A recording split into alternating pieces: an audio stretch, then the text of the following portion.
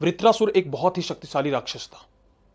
उसने कठिन तपस्या करके ब्रह्मा जी से अमर होने का वरदान प्राप्त कर लिया था।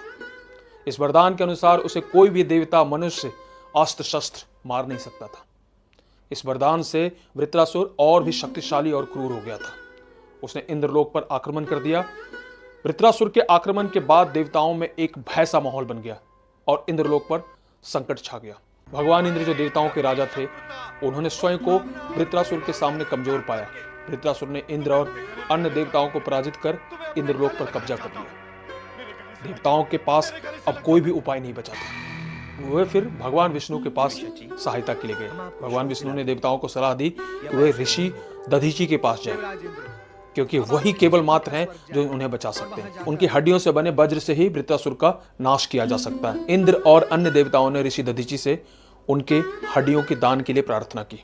ऋषि दधीची ने देवताओं की प्रार्थना स्वीकार कर ली और अपनी हड्डियों का दान किया। इन हड्डियों से इंद्र का वज्र बनाया गया। इस युद्ध में जाने से पहले इंद्रानी, जो भगवान श्री इंद्र की पत्नी थी, उन्होंने इंद्र की कलाई पर एक रक्षा धागा बांधा। उस धागे के साथ इंद्रानी ने भगवान श्री इंद्र की विजय और सुरक्षा के लिए प्रार्थना की। इस धागे को हम आज राखी कहते हैं और इस राखी ने भगवान इंद्र को आत्मविश्वास और शक्ति प्रदान किया। वज्र के साथ भगवान इंद्र ने वृत्रासुर का सामना किया और उसे पराजित किया। वृत्रासुर का वध कर इंद्र ने पुनः इंद्रलोक पर अपना अधिकार हासिल किया और देवताओं को उन्होंने स्थिति वापस दिलाई। यह कहानी रक्षाबंधन के महत्व को गहराई से समझने में मदद करती है, जहां एक बहन अपने भाई की सुरक्षा और लंबी यात्रा के लिए राखी बांधती है और भाई उसकी रक्षा का वचन देता है।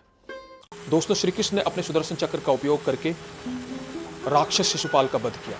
शिशुपाल श्री कृष्ण का घोर शत्रु था और उसने श्री कृष्ण को बार बार अपमानित किया।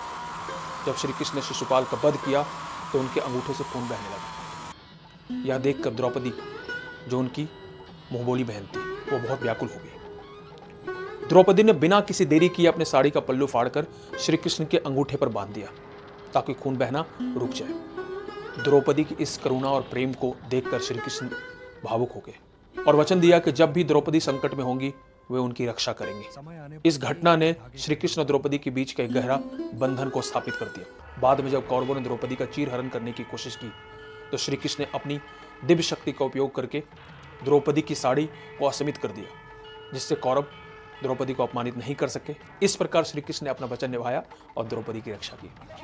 श्री कृष्ण और द्रौपदी की यह कहानी रक्षाबंधन के महत्व को और भी गहराई से समझने में हमें मदद करती है, जहां एक रक्षा सूत्र न केवल रक्षा का प्रतीक होता है बल्कि प्रेम और निस्वार्थ भक्ति का भी प्रतीक है। इस कहानी को रक्षाबंधन के त्योहार से जोड़ा जाता है दोस्तों, क्योंकि इसमें एक बहन के लिए भाई द्वारा रक्षा का वचन निभाने की भावना दिखाई देती है। यह कहानी बताती है कि रक्षाबंधन केवल भाई बहन के बीच का पर्व नहीं है, बल्कि यह उन सभी रिश्तों का प्रतीक है जहां सुरक्षा, प्रेम और विश्वास का बंधन होता है, जो हमें इस पर्व के गहरे महत्व को समझने में मदद करती है। अगर आपको यह वीडियो पसंद आया तो इसे लाइक और शेयर करना बिल्कुल ना भूलें। हमारे चैनल को सब्सक्राइब करें और बेल आइकन बटन को जरूर दबाएं ताकि आप हमारी आने वाली सभी रोचक कहानियों को मिस ना करें। धन्यवाद और आपका दिन शुभ हो।